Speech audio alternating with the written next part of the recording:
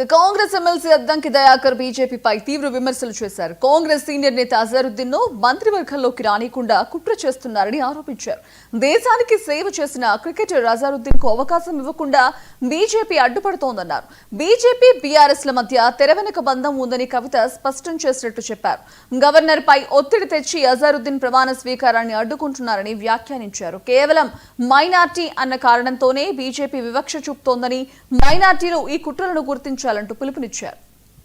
TRS కు అనుకూలంగా ఉండాలి అంటే అజరుద్దీన్ ను వ్యతిరేకించాలి అంటే ఏంది? సింపుల్ గా మాకు పడని ఓట్లు కాంగ్రెస్ కు పడొద్దు, కాంగ్రెస్ కు పడొద్దు అంటే ఏంటి?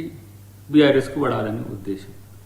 దీంట్లో బీఆర్ఎస్ ఇవాళ ద్వంద్వనీతి ఏంటంటే వాళ్ళు ముస్లింలకు అనుకూలంగా ఉన్నట్టు నటిస్తుంటారు.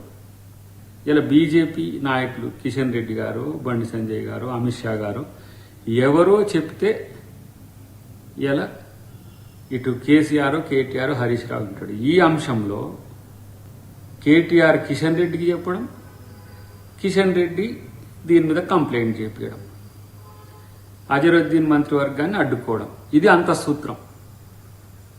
ఈ గేము కొన్ని ఏండ్ల నుంచి ఆడుతున్నప్పటికి కూడా మొన్న ఎన్నికల్లో ప్రజలు గమనించే కర్రుగా